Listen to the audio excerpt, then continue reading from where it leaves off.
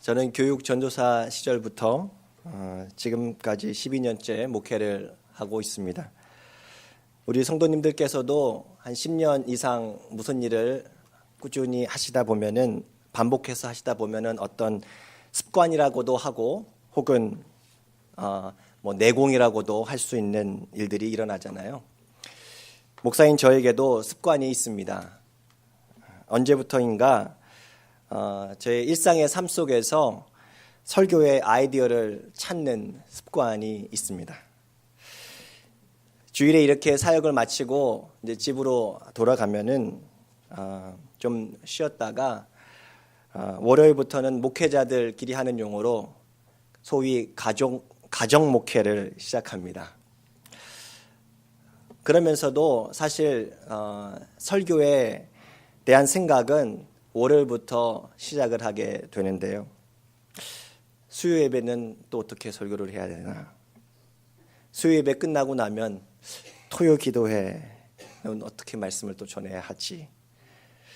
그런데 또 토요일 날 새벽 기도회 끝나고 토요일에 주일 예배를 시작하면 이미 늦어버리잖아요. 예. 그래서 점점 제 머릿속에는요, 한 번에 여러 설교를 준비하는 뭐 제가 이런 생각이 들었어요. 멀티 설교 노트가 막 만들어지는 것 같아요, 제 머릿속에. 네. 사실 여러 가지를 한 번에 잘할 수 없는 저에게 이렇게 복잡한 설교와 또 목회 사역을 하고 있다라고 하는 것 자체가 하나님의 놀라운 은혜라고 생각합니다. 우리 성도님들께서 그래서 기도 많이 해주셔야 합니다. 계속 습관적으로 기도해 주시기를 바랍니다. 우리 목사님 좀 도와주십시오. 멀티 설교 노트가 활발하게 작동할 수 있도록 기도해 주셔야 돼요. 지난주 한 주 동안도 사실은 본문 말씀은 미리 정해져 있습니다. 그리고 제목까지도 정해져 있어요. 그러면서도 목사인 저는요, 계속 이런 기도를 습관적으로 하게 됩니다. 하나님, 이번 주에는 어떤 메시지를 주시려고 하십니까?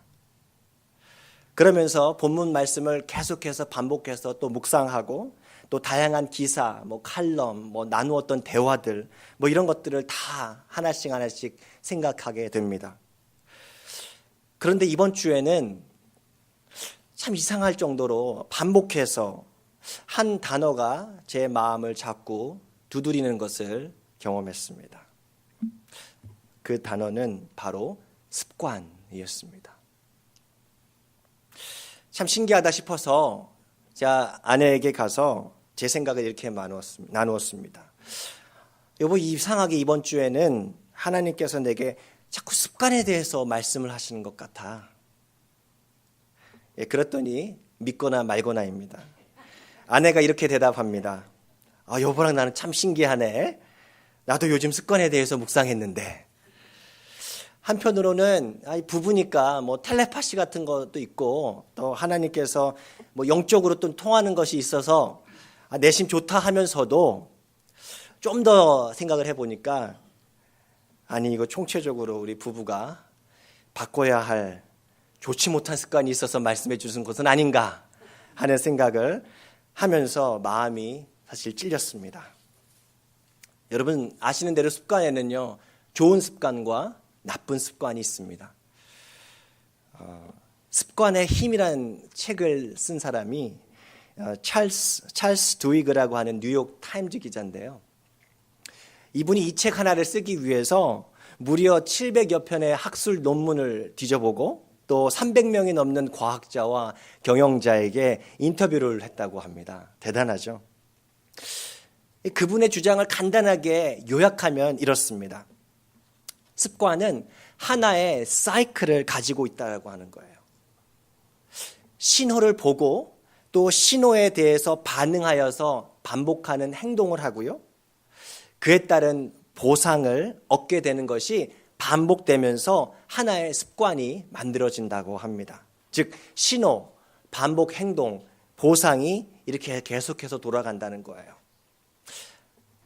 예를 들어서 자, 질문 하나 드리겠습니다. 젊은 기독교 여성들의 최대 관심사가 뭘까요? 젊은 기독교 여성들. 고민하고 계셔요. 다이어트 아닙니까? 다이어트. 네. 기도, 말씀, 크리스천 남성을 만나는 것보다 훨씬 더 많이 고민하는 것이 다이어트 같아요. 맞나요? 네. 여러분, 근데 여성들에게 왜 다이어트는 힘든 것일까요?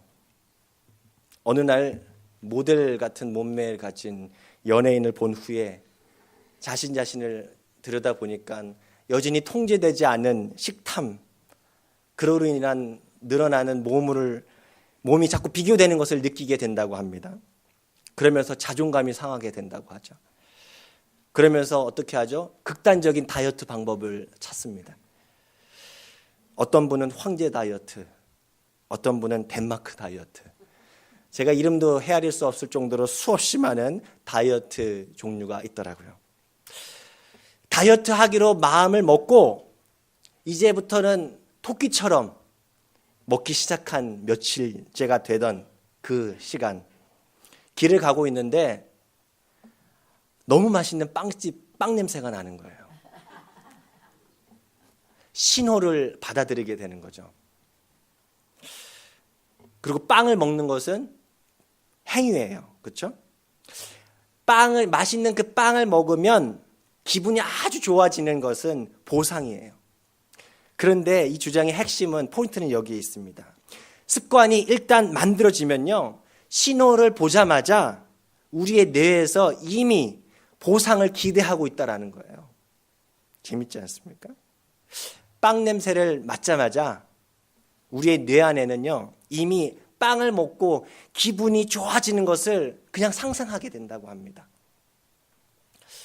그런데 우리의 의지적으로 그 빵을 사 먹지 않으려고 노력을 하면요, 우리의 뇌는요, 우리에게 화를 낸다고 합니다.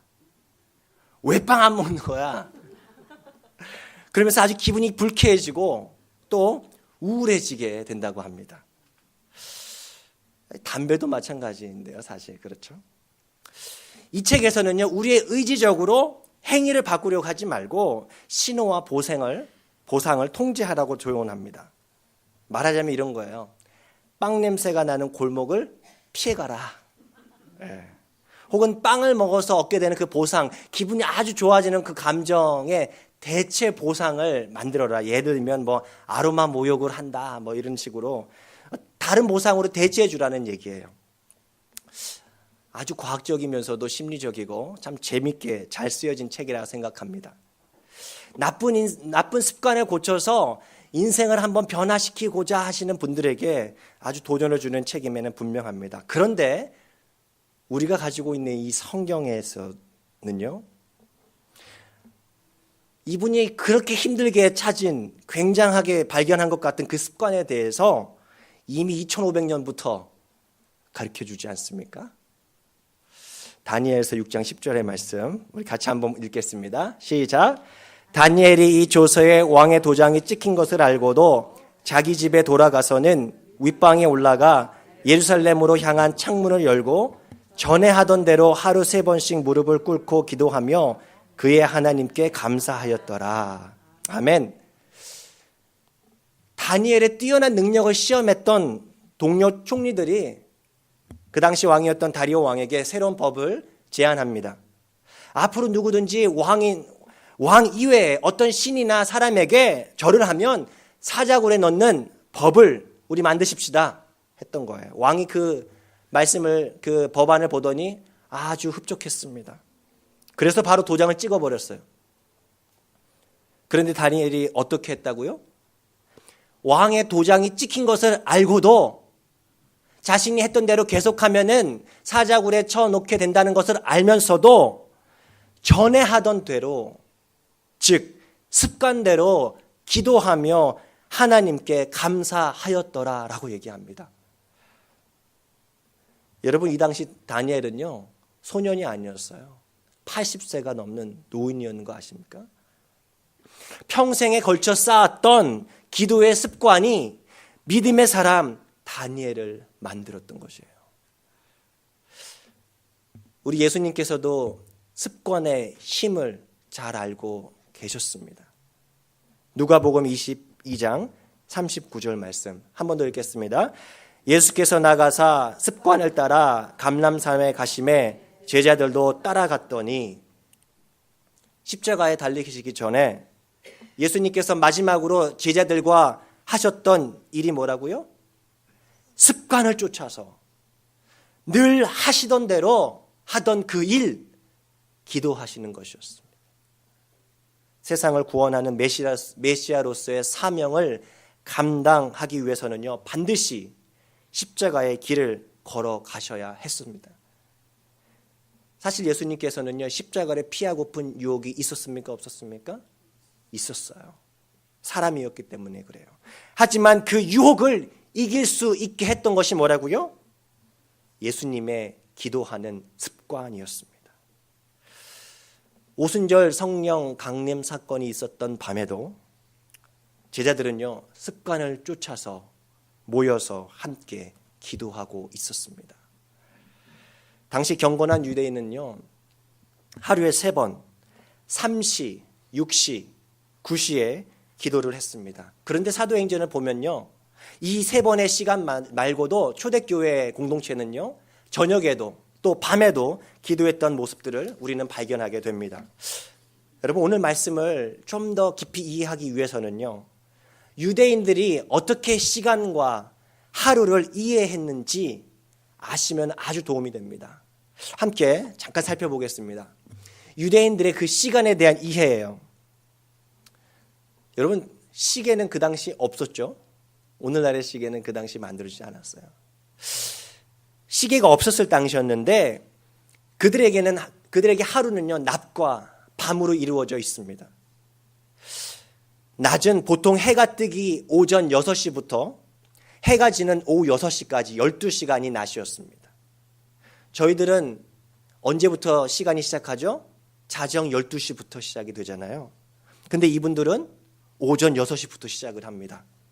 따라서 우리에게 6시는요, 그들에게는 몇 시가 됩니까? 0시가 되고요. 따라서 오늘 말씀에 나오는 제3시는요, 오늘날의 시간은 몇 시가 되죠? 9시가 되는 것입니다. 간단한 그 공식이 이렇게 돼요. 유대인들의 그 성경에 나오는 그 시간에다가 플러스 6을 하면요, 오늘날 우리가 사용하는 그 시간을 알 수 있게 됩니다. 그들의 밤은요, 해가 지는 오후 6시부터 시작해서 아침 해가 뜨는 다음날 오전 6시까지 12시간입니다. 밤은 성경을 보시는 분들은 아시겠지만 시로 계산하지 않죠. 경으로 계산을 합니다. 경, 3시간 단위로 끊어서 1경, 2경, 3경, 4경 이렇게 얘기합니다. 여기서 재미있는 사실, 특이한 것은 이거예요. 유대인들의 하루에 대한 개념입니다. 이들의 하루는요, 우리는 밤 12시부터 시작해서 하루가 시작이 되잖아요. 근데 이들의 하루는요, 아침부터 시작하지 않아요. 언제부터죠? 오후 6시부터 그 다음날 오후 6시까지가 하루예요. 재밌죠? 왜 이 사람들은 오후 6시부터 다음날 오후까지가 하루일까요? 하나님께서 창세기에 천지창조하실 때 이 말씀이 반복되어 나오죠. 저녁이 되고 아침이 되니 첫째 날이라. 그렇게 하루를 계산을 한 것입니다. 이런 배경을 알고 오늘 본문의 말씀을 보면 새로운 사실들이 자꾸 드러납니다. 생각해 보세요. 갈릴리 시골 어부 출신들이, 그 제자들이 성령 세례를 받고는 각 지역 방언으로 말하기 시작했다고 했습니다. 그것을 본 사람들이 깜짝 놀라고 조롱도 했었습니다. 그러면서 이렇게 빈정댔어요. 저 사람들이 세술에 취했다. 한마디로 성령 받은 제자들의 모습이 꼭 술주정 부리는 것 같았다라는 거예요. 모욕을 줬습니다. 그때 베드로가 용기 있게 일어나서 설교를 시작합니다. 15절 말씀입니다. 같이 읽겠습니다. 시작. 때가 제3시니 너희 생각과 같이 이 사람들이 취한 것이 아니라 3시는 몇 시라고요? 오전 9시예요. 덧붙여서 당시 오순절날 같은 유대 명절에는요, 오전 10시까지 금식을 했다고 합니다. 따라서 그 사람들의 주장은 터무니없는 주장이었어요. 근데 그들이 볼 때 제자들의 모습은 도저히 있을 수 없는 무엇인가에 취해 보이는 사람들의 모습이었다라는 거예요. 새로운 중요한 사실을 하나 더 발견하게 됩니다. 유대인은 하루가 언제부터 시작한다고요? 저녁부터. 그래서 유대인의 안식일은요, 금요일 저녁부터 시작하죠. 토요일 저녁까지입니다. 오순절의 하루도 저녁부터 시작합니다. 여기서 우리가 추론해 볼 수 있는 것은 이것이에요. 잘 들어보세요. 오순절이 시작하던 그날 저녁에 120명의 성도들은 다락방에 모여서 함께 기도했습니다. 그날 밤 제자들은 기도하던 중에 성령 세례를 받았습니다. 성령을 받자마자 그들에게서 여러 지역에 방언이 터져 나왔어요. 그리고 다음날 아침 9시가 되어서 120명의 성령 받은 초대교회 성도들은요, 습관을 쫓아서 또다시 예루살렘 성전에 기도하러 모였습니다. 여기서 중요한 것은 그곳에서도 여전히 그 아침 시간에도 여전히 그들은 성령의 능력으로 각 지방에 방언을 말하고 있었다라고 하는 그 사실이에요. 그날 아침에는 이들만 있지 않았죠. 전날 밤에 그 다락방이 없었던 유대인들이 성전을 가득 메우고 있었을 거예요. 오순절 절기를 지키기 위해서 각 나라에서 온 경건한 유대인들과 예루살렘 유대인들이 이 놀라운 광경을 지켜보았다는 것이에요. 여러분 생각해 보세요. 전날 밤에 뜨거웠던 오순절 성령의 열기가 오전 9시가 되도록 식지 않고 그대로 있었다라는 사실은 무엇을 말해줄까요? 2000년이 지난 오늘 우리의 모습을 한번 생각해 보고 싶습니다. 한번 제가 질문해 드리겠습니다. 월요일부터 주일까지 7일 동안 우리 삶에서 가장 성령 충만한 시간은 언제죠? 주일 예배 드리는 오늘 이 시간, 예배 시간 아닌가요? 앞서서도 말씀드렸지만 주일 때 우리 성도님들을 뵈면 제가 신방에서 뵀을 때랑 다른 모습들이 있어요. 그렇게 예쁘고 또 멋있을 수가 없습니다. 왜 그렇죠? 좀 신경 써서 그렇죠. 네. 옷차림, 화장, 머리에서부터 발끝까지 신경을 써서 우리는 예배에 참여합니다. 아주 영성이 뜨거운 우리 찬양팀과 매주 은혜로운 성가대의 찬양이 이어지고요. 내가 하나님께 드릴 수 있을 만큼의 정성 어린 예물을 준비해서 하나님 앞에 올려드립니다. 온 마음으로 기도한 우리 기도와 또 말씀의 선포, 그리고 마지막 축도로 마무리되는 1시간여간의 그 예배 시간, 어쩌면 우리 한 주간의 시간 중에서 가장 성령 충만하지 않을 수가 없는 시간들일 거예요. 누군가의 헌금으로 마련된 이 화한, 보이지 않게 수고하시는 우리 방송팀, 영상팀, 통역, 우리는 매주일 이렇게 우리의 온 헌신과 정성과 열심을 다해서 하나님 앞에 예배드리지 않습니까? 우리의 일주일 중에 가장 성령 충만한 시간임에 틀림없어요. 그렇다면 또 질문 드립니다. 반대로 일주일 중에 가장 성령이 빈곤한 상태, 다시 말하면 가장 세속적인 시간은 언제이세요? 주일 예배의 감격이 다 사라진 다음날 아침 3시, 즉 오후 9시는 아닌가요? 오전 9시. 주말에 쉼이 끝나고 이제 고단하고 지루한 반복되는 그 일, 온갖 시험과 스트레스와 때로는 외로움이 시작되는 월요일 아침 맞을 때 여러분 우리의 마음은 어떻죠? 좀 묵상하는데요. 사실 우리 주일 예배의 감격은 어쩌면요, 축도가 끝나고 본당 문을 나가는 그 순간부터 혹시 사그라들지는 않으세요? 목사님 무슨 얘기를 했더라? 어떤 생각을 내가 했지? 찬양팀의 은혜가 분명히 있었는데 물론 주일 예배에서 제가 이렇게 말씀드리는 것은요, 주일 예배에서 은혜와 감격을 누리지 못하시는 분들이 우리 중에 한 분도 없다는 것을 전제하고 말씀드리는 것이에요. 잘 알고 계시죠? 우리 예배가 매주일 성령이 충만한 부흥회가 될 수 있도록 우리 함께 기도할 수 있기를 바랍니다. 오늘 말씀의 제목을요, 마지막 때를 살아가는 지혜, 두 번째 9시의 영성이라고 제가 지어봤습니다.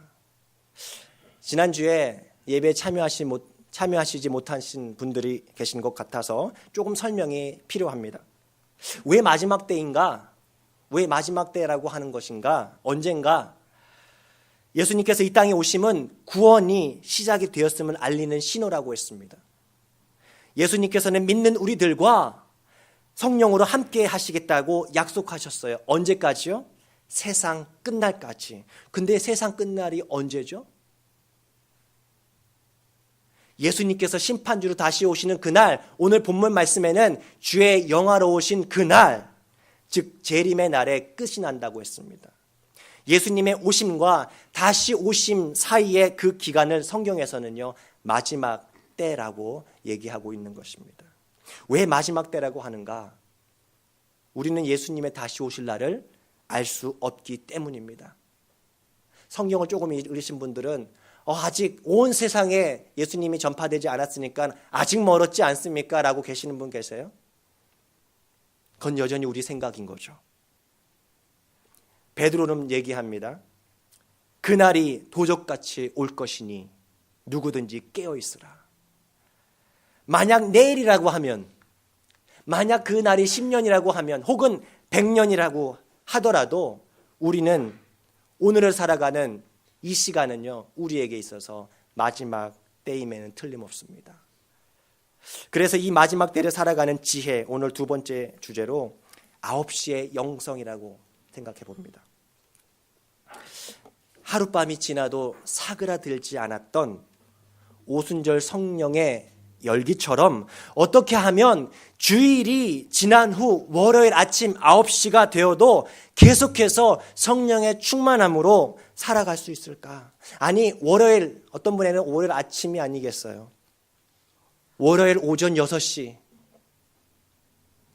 7시, 아니 한 주일 내내 성령님과 함께하는 한 주를 보낼 수 있는 방법은 없을까?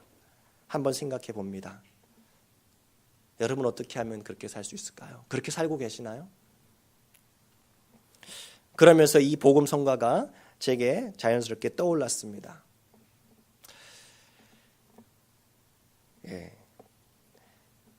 혼자 하려니까 좀 뻘쭘하긴 한데 아시는 분은 따라 하시기 바랍니다. 찬양의 열기 모두 끝나면 주 앞에 나와 더욱 진실한 예배 드리네. 주님을 향한 후렴으로 넘어갑니다. 노래 이상의 노래 내 마음 깊은 곳에 주께서 원하신 것 화려한 음악보다 뜻없는 열정보다 중심을 원하시죠. 주님께 드릴 마음의 예배 주님을 위한 주님을 향한 노래 중심 잃은 예배 내려놓고 이제 나 돌아와 주님만 예배해요.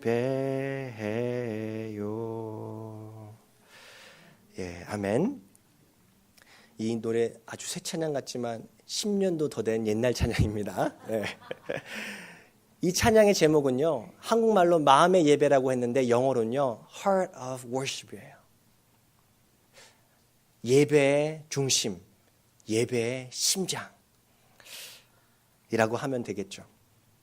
이 찬양의 가사를 들으면요, 이런 장면이 떠올라요.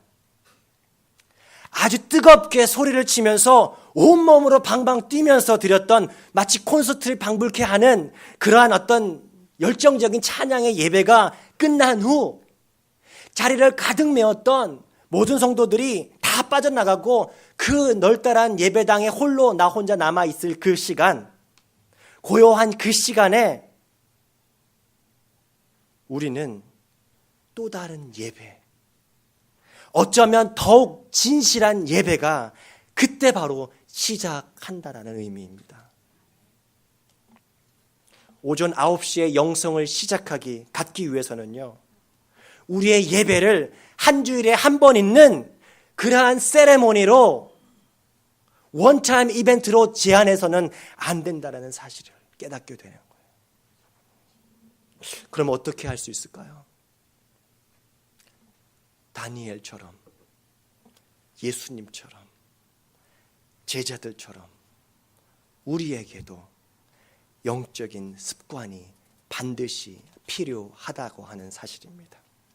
두 가지 영적 습관, spiritual habit이 반드시 개발이 되어야 해요.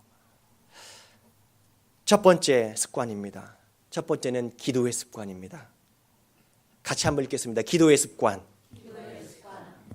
우리 크리스천들은요, 오늘 말씀에 나오는 제자들처럼요, 횟수로는 아주 동일하게 하루 3번은 기도하는 것 같습니다. 언제 기도하죠?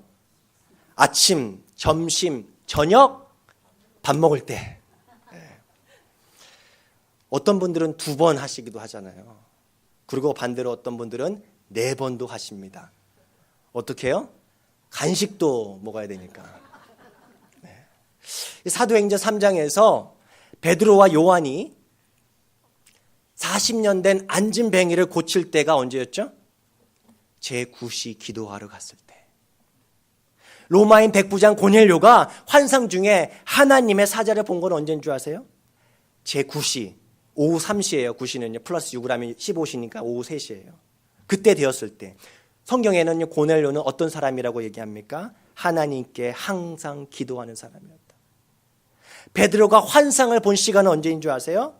제6시, 즉 오후 12시, 정오, 그 기도하던 때였어요. 여러분, 기도의 습관을 개발하셔야 해요. 기도의 습관을 개발하기 위해서는요, 우리의 하루 중 하나님과 독대할 수 있는 시간과 장소를 정해 놓으셔야 한다는 뜻입니다. 그리고 반복하는 거예요.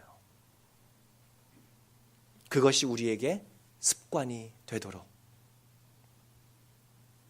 그것이 차 안이 되었던, 그것이 골방이 되었던, 그것이 일터가 되었던, 혹은 침대 속이 되었던, 꼭 그러시는 분들이 계시는데요. 침대에서 분명히 잤으면서 꼭 기도했다고 하시는 분들도 계세요.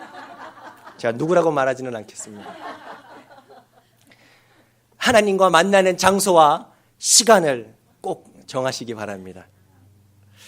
또 한 가지 기도의 습관을 개발할 때 기억해야 하는 기도의 내용 중 하나는 이것입니다. 하나님께서는 지금 여기서 무엇을 하고 계시죠? 헨리 블랙갑이라고 하시는 그분은요, 하나님을 경험하는 삶이란 책에서 이렇게 얘기합니다. 사실 이 책을 가지고 우리 매주 새벽 기도 때 하고 있는데요, 하나님께서는 지금도 일하고 계시는 거예요. 하나님의 일에 우리 믿는 사람들이 동참하기를 하나님께서는 기대하고 계십니다. 그래서 하나님께 쓰임받고자 하는 그 종들은요, 그렇게 살아가려고 하는 사람들마다 이렇게 기도하는 습관이 필요하다는 얘기예요. 하나님 지금 여기에서 무엇을 하고 계시나요? 우리 같이 한번 읽어볼까요? 하나님께서는 시작. 하나님께서는 지금 여기에서 무엇을 하고 계시나요? 자꾸 나의 뜻만 하나님 앞에 반복해서 요구하는 것이 아니고요. 그것이 기도가 아니라 하나님의 뜻은 무엇이죠? 아침에 눈을 떴을 때 기도할 수 있기를 바랍니다. 하나님, 오늘도 하나님께서 나와 함께 하심을 믿습니다. 오늘 내가 가는 그곳에서 하나님 무슨 일을 하고 계시나요? 그리고 이렇게 기도해 보십시오. 주님, 내가 여기 있습니다. 나를 써 주십시오. 9시의 영성을 위해서 우리가 개발해야 할 두 번째 습관은 이것입니다. 모이는 습관. 같이 읽겠습니다. 시작. 모이는 습관. 사도행전 2장 46절에서 47절 말씀 다음 페이지 연결해 주시면요. 같이 한번 읽겠습니다. 시작. 날마다 마음을 같이하여 성전에 모이기를 힘쓰고 집에서 떡을 떼며 기쁨과 순전한 마음으로 음식을 먹고 하나님을 찬미하며 또 온 백성에게 칭송을 받으니 주께서 구원받는 사람을 날마다 더하게 하시니라. 아멘. 성령을 받아 시작된 최초의 교회는요, 모이기에 힘쓰는 교회였습니다. 여러분, 모이기에 힘썼다, 이 말은 뭘까요? 그 원 단어를 찾아보면 이런 뜻이에요. 어려움에도 불구하고 지속적으로 모이려고 하는 힘을 발휘했다. 다시 한번, 어려움이 있음에도 불구하고 지속적으로 모이려고 하는 그 힘을 발휘했다라는 얘기예요. 어떻게 가능할까요? 그들은 소수였기 때문에 가능했을까요? 환경이 좋았기 때문에 가능했을까요? 서로 통하는 것이 많아서, 이해관계하는 것들이 많아서 모였을까요? 아니에요. 여러분, 뒤에 가서 보겠지만 베드로의 이번에 설교로 한 번에 3,000이나 성도 수가 늘어나는 대부흥을 경험하죠. 대형 교회가 됐음에도 불구하고 이들은요, 모이기에 힘을 썼습니다. 모이기에 힘쓰는 교회는 크고 작든 상관없어요. 성령이 함께하는 그 교회는요, 모이기에 힘쓰는 교회입니다. 모이는 습관을 키웠던 거예요. 여러분, 우리가 믿고 있는 기독교 교회는요, 한국의 그 유명하신 분의 말씀처럼 뭉치면 살고 흩어지면 죽는 특성을 가지고 있습니다. 교회의 성질이에요. 교회의 본질이죠. 죽을 만큼 내가 힘들어도, 너무너무 피곤해도, 너무너무 싫어도 모이기 힘쓰는 교회와 그 교회에 속한 성도들은요, 반드시 영적으로 살게 되어 있습니다. 여러분, 9시의 영성을 회복하고 싶으신가요? 한 주간 하나님과 동행하시면서 하나님을 경험하시면서 살고 싶으신가요? 주일 하루만 만족스럽지 않죠. 매일같이 항상 주님을 느끼고 성령 충만함으로 살고 싶지 않습니까? 모이기에 힘쓰는 우리가 될 수 있기를 진심으로 바랍니다. 여러분, 우리 모임이 어떤 모임이 있는지 다 아셔요. 주보만 보셔도 다 아셔요. 제가 혹 주보를 안 보시는 분들을 위해서 읽어드립니다. 수요 예배, 새벽 기도회, 구역 모임, 어머니 기도회, 집사회 기도회, 권사회 기도회, 청년부 금요 모임, 뉴스 모임 등등등. 내가 직분을 받았기 때문에 그 모임에 참여하는 것이 아니에요. 오해하지 마셨으면 좋겠어요. 내가 리더니까 그 책임감으로 나오는 거 아니에요. 내 자신의 좋은 영적 습관을 만들기 위해서 나오는 거예요. 내 영이 살기 위해서 나오는 거예요. 저는 그렇게 나왔으면 좋겠습니다. 이제 말씀을 정리합니다. 앞서 이야기했던 그 습관의 힘이라는 그 책에서 저자는 이렇게 말합니다. 아무리 열심히 노력해서 만들었던 좋은 습관이라고 하더라도 어느 순간에 나에게 어떤 과도한 스트레스, 우리 크리스찬 용어로 하면 상처를 받게 되면, 많이 받으면 다시 예전의 나쁜 습관으로 돌아간다고 합니다. 그런데 이러한 유혹을 이겨내는 사람들이 있대요. 누가 이겨내는지 아십니까? 그들이 공통적으로 가지고 있는 것이 있는데 그것은 바로 믿음이라는 사실입니다. 이 책은 기독교 책이 아니에요. 근데 믿음이래요. 무슨 믿음인가? 앞으로 더 나아질 것이라고 하는 믿음이에요. 그 믿음이 유혹과 어려움을 이기게 해준다는 거예요. 9시의 영성이 있는 내 삶을 위해서 우리의 기도의 습관, 그리고 모이는 습관을 개발시켜 나가십시다. 여러분, 무엇이 필요할까요? 우리에게도 믿음을 가질 수 있기를 바랍니다. 그냥 그저 괜찮을까? 좋다고는 하는데 괜찮을까 하는 그 막연한 기대나 소망 말고요, 우리 하나님께서 오늘 성경 말씀을 통해서 약속해 주신 그 말씀에 대한 강인한 분명한 믿음을 말하는 거예요. 기도의 습관, 모이는 습관 가질 때 9시 영성이 회복될 줄로 믿습니다. 목사님, 제가 왕년에는 정말 뜨거웠습니다. 요즘 많이 식었어요. 그런데 누구에게 책임을 돌리실 것입니까? 그렇게 말씀하시는 분들 계시나요? 여러분, 믿음을 갖고 다시 시작할 수 있기를 바랍니다. 나의 일주일이 이전과는 달라질 것이라는 믿음을 가질 수 있기를 바랍니다. 그 믿음 갖고 처음은 좀 힘들어도 한번 이겨낼 수 있는 우리가 될 수 있기를 진심으로 바랍니다. 다시 도전해 보십시오. 한 달, 2달, 1년, 10년, 그리고 내 평생